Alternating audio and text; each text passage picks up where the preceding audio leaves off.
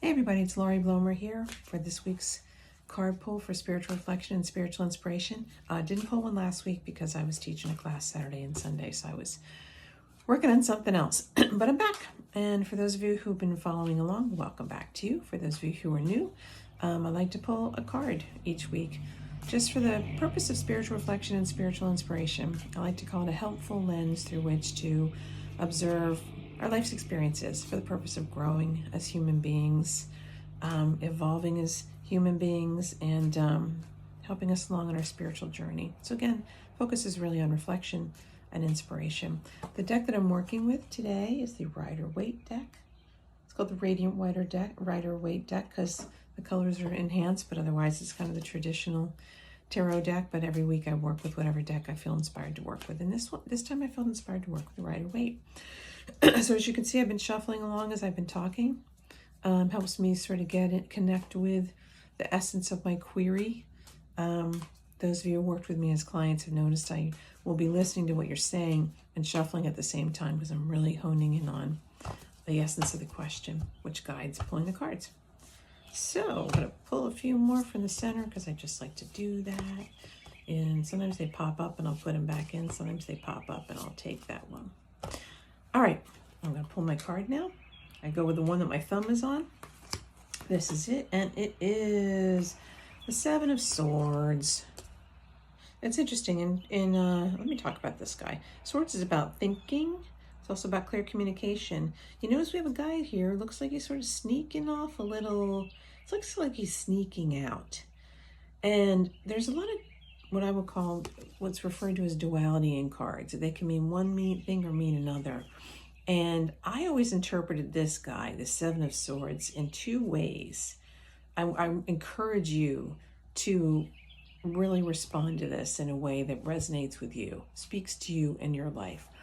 But there are a couple things happening here. You'll notice there's sort of the tent here. It looks like a circus or some sort of events going on. We've also got some people in the background here at the bottom. And we've got this guy who's looking over his shoulder while he's leaving with his hands full of all these swords. So the duality of this card to me is either, put very simply, somebody's trying to get away from something, with something. I'm taking all this stuff while nobody's looking and I'm getting out of here in a hurry. So it can speak to a lack of integrity on the part of the character. But it can also speak to a lack of integrity going on within the group. This could also be somebody who's like, look, I'm not comfortable here. I don't think this is right for me. I'm going to grab my own stuff and I'm going to get out of here. So you notice it could go either way. Either he's trying to get away from something, away with something, or trying to get away from something. So I would think about that. It very much speaks to issues of integrity. And I think the other look in the mirror for reflection and inspiration is to say, where am I? I mean, he's not communicating with the group. He's not taking a stand with them to say, look, I don't know, I don't like how you're acting. He's also not taking a stand with the group to say, what I'm really in it for here and interacting with them. What am I trying to get away from this experience with them? So it might also speak to where am I not being direct and expressing things, my feelings, my thoughts with others, a group or an individual, where I feel like I have to be kind of sneaky about it, either to go or to, again, take what I want. So I would say that a helpful lens through which to look at this, to me, is how am I dealing with other people? And I'm being straight up about what I want, what I need, my expectations, what I plan to be in relationship with them, and also what I expect from them in order to be in good relationship. So it's very much, even though he's a lone character, there's this reference in the background there that there are others that he is taking action in response to. So I think about that. It's not one of the warm and fuzzy cards, but it is a very thought-provoking card. Again, for spiritual growth, spiritual inspiration, there's a lot to work with here.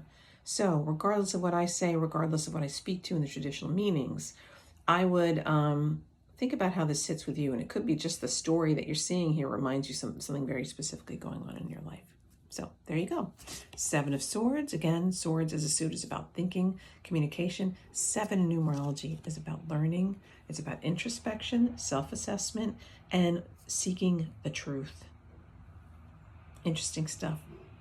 Heather Coletti is going to offer her perspective on this as well from an astrological point of view.